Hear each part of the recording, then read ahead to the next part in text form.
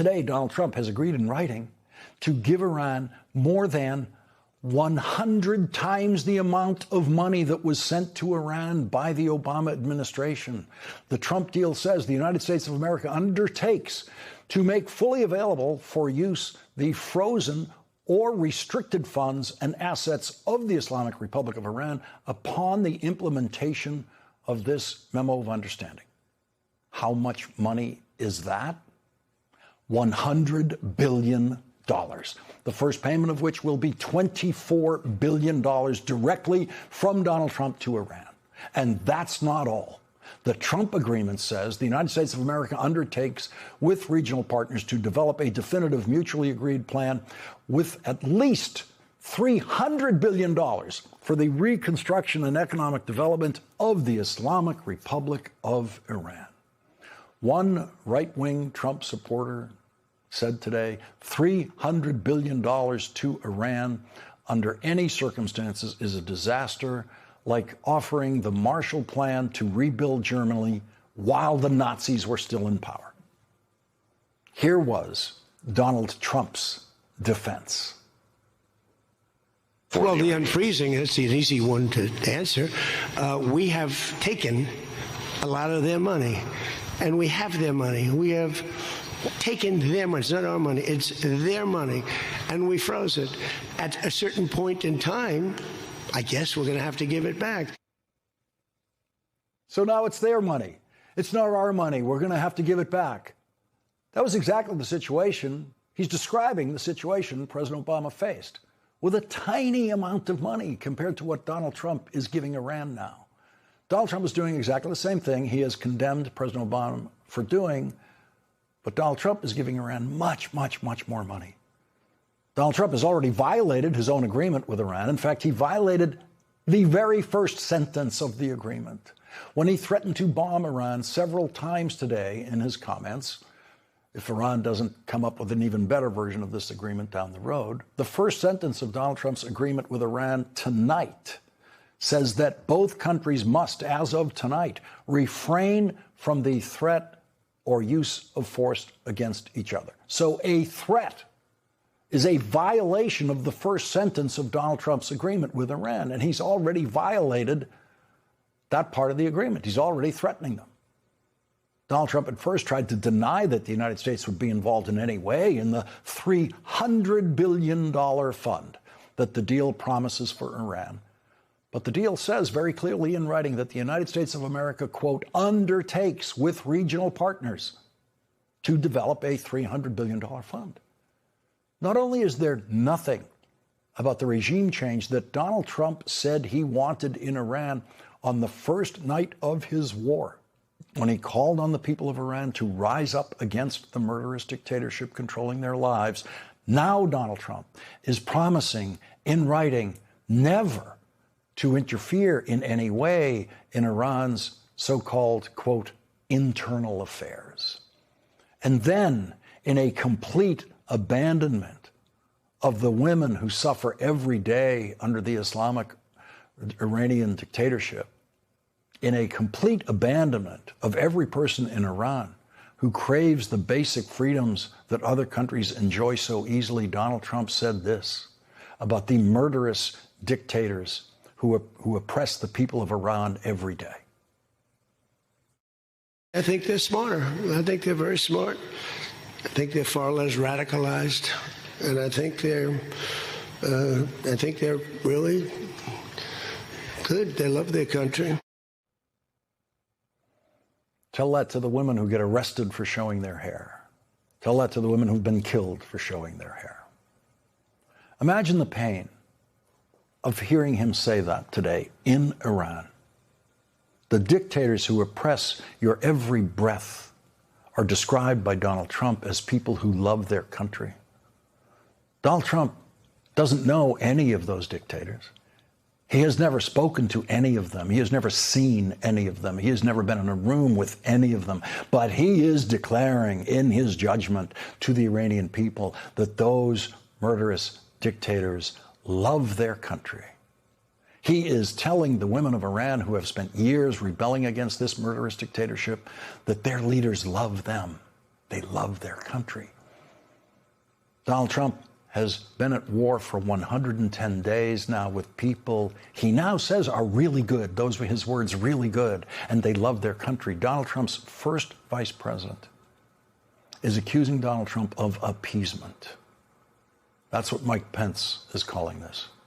The worst thing you could be accused of in dealing with Adolf Hitler was appeasement. That's where that word entered our politics. The people who tried to engage in appeasement of Adolf Hitler as he was leading Germany into World War II and an attempted mass execution of every Jewish person in Europe. That was Adolf Hitler's ambition, and there were people who were trying to facilitate that ambition in the United States and in Britain and elsewhere in the world.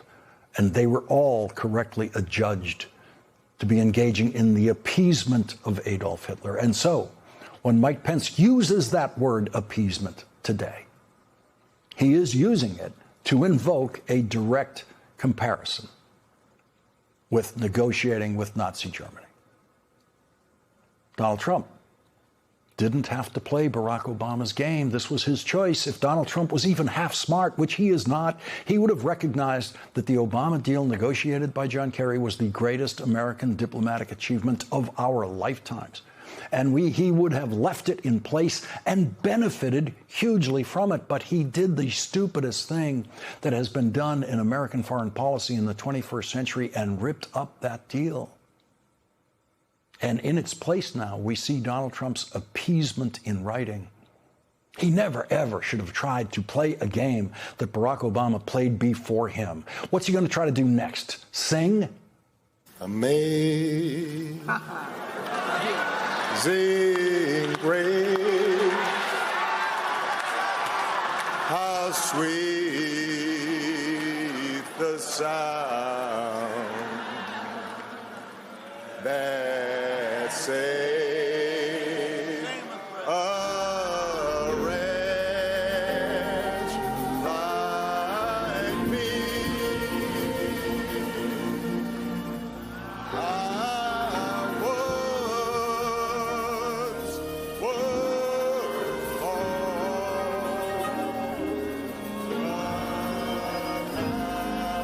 Dignity and amazing presidential grace.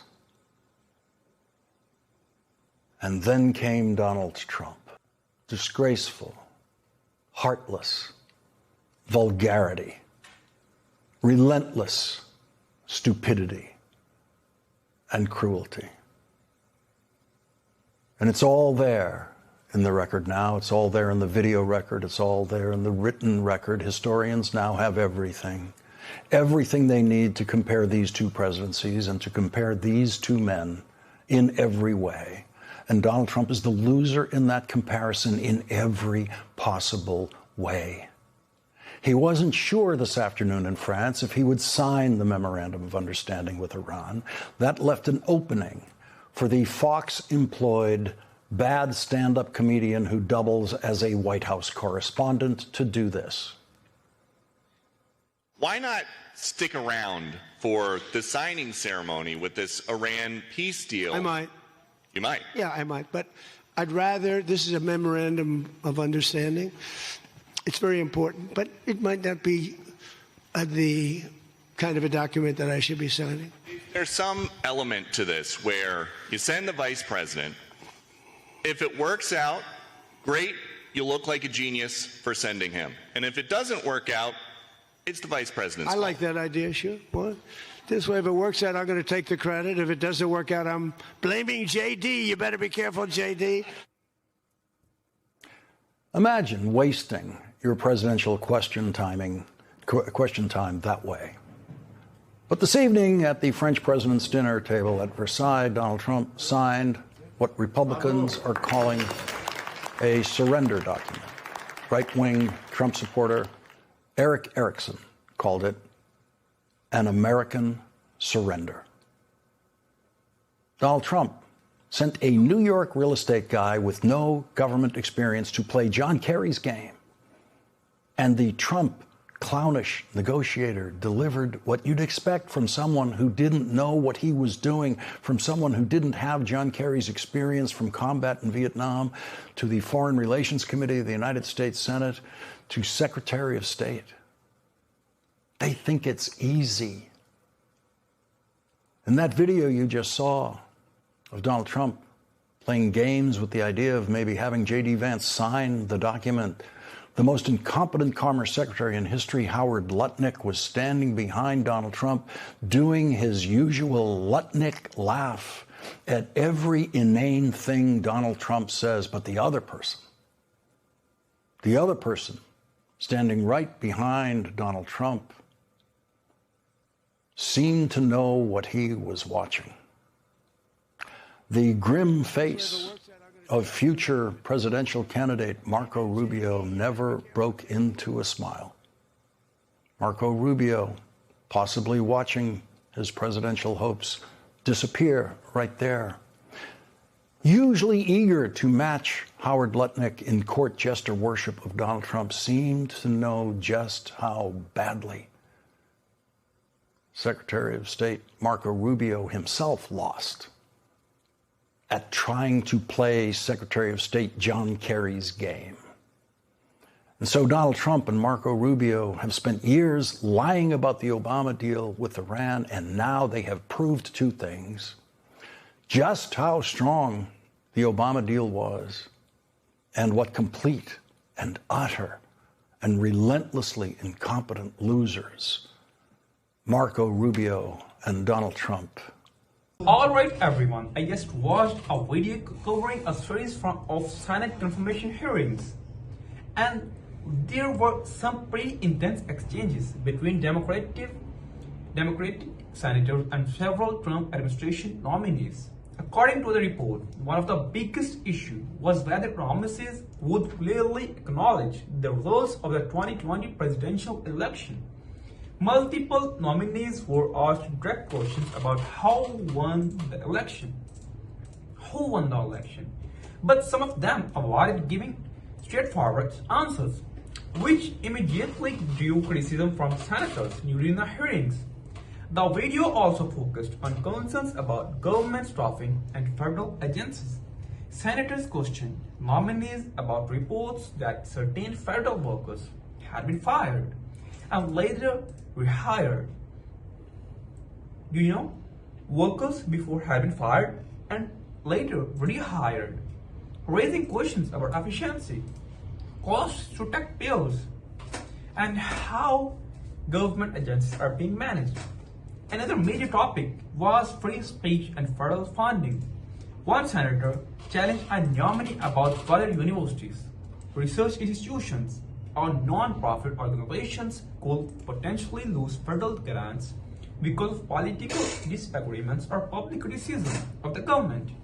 The nominee largely avoided giving direct yes or no answers, which became a key point of debate during the hearing.